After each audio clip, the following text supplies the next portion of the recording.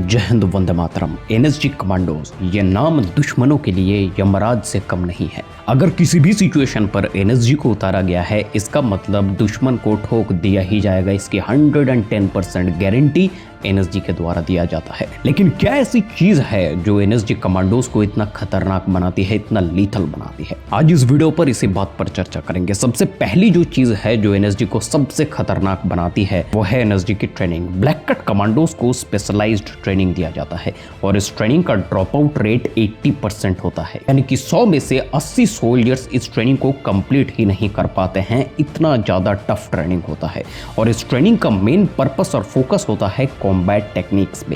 Close quarter combat, counter terrorism operations, hostage rescue, counter insurgency operations, unarmoured combat, पूरी तरीके से एक action situation में कमांडो को डाला जाता है और उसकी आदत लगवाई जाती है। इस खतरनाक ट्रेनिंग की वजह से एक कमांडो टफ से टफेस्ट बन जाता है, चाहे फिजिकल फिटनेस, एंड्योरेंस, पावर, हर चीज पर वो टॉप पर स्टैंड करता है। एनएसजी कमांडोज को खतरनाक बनाने वाला जो दूसरा चीज है वो है एडवांस वेपन्स एंड इक्विपमेंट्स जो एनएसजी को दिया जाता है। देखिए, शुरुआत में ही मैं आपको बता दूं, अभी भी एनएसजी के वेपन को इंप्रूव किया जा सकता है, लेकिन एक बात का ध्यान रखना, there is a man behind the machine. NSG को जो वेपन और इक्विपमेंट आज की डेट में दिया जा रहा है वो एडवांस लेवल का है। AK-63, Glock 17, M249, Tavor advance level की वेपन है। ये ऑटोमेटिक और सेमी ऑटोमेटिक दोनों ही कंडीशन पर ये चल सकते हैं। पिछले कई सालों में एनएसजी के इक्विपमेंट्स को टाइम टू टाइम इंप्रूव भी किया गया है। इसके वजह से एनएसजी के भीतर जो कॉन्फिडेंस बिल्ड हुआ है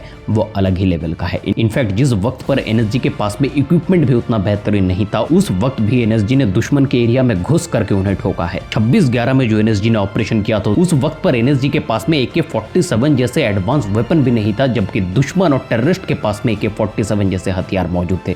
फिर भी एनएसजी ने ताज में घुस करके टेररिस्ट को ठोका है। इनफैक्ट अक्षरधाम टेम्पल में जो घटना हुआ था वहां पर भी कम एडवांस इक्विपमेंट के साथ में भी एनएसजी ने लड़ाई लड़ी है और दुश्मनों को ठोका है। कम इक्विपमेंट के साथ में भी एनएसजी इतना खतरनाक होता है, इसके पीछे जो तीसरा कारण है वो है एडेप्टेबिलिटी, कोऑर्डिनेशन और टीम वर्क। ये बहुत बड़ी चीज होती है एनएसजी की ट्रेनिंग में और यूनिट में भी। किसी भी सिचुएशन में एनएसजी को उतारा जाए, उस सिचुएशन को भांप करके, उसको अडेप्ट करके, एक्सेप्ट करके, टीम के साथ में कोऑर्डिनेट करके ऑपरेशन को प्लान करना और ऑन द पॉइंट ऑपरेशन को एग्जीक्यूट करना और एक्शन लेना, ये काम होता है सर एनएसजी का, जिसके वजह से दुश्मन एनएसजी के नाम से डरते हैं। और last but not the least, जो चीज एनएसजी को सबसे स्पेशल बनाती है वो है एनएसजी का mental toughness. Black cut commandos को मेंटली कोई तोड़ ही नहीं पाएगा, चाहे सिचुएशन कोई सा भी हो। दुश्मन कितना भी ताकतवर हो, उसके पास में कितना भी एडवांस वेपन हो, लेकिन अगर एनएसजी को उतारा गया है मतलब ऑपरेशन सक्सेसफुल होकर ही रहेगा, बाय हुक और बाय क्रुक। और ये माइंडसेट एनएसजी की ट्रेनिंग में, एनएसजी के यूनिट में हर एक कमांडोज के दिल और दिमाग में डाला जाता है। उसके फिजिकल एंड मेंटल एटीट्यूड में ये चीज घुल जाता है कि NSG last line of defence है।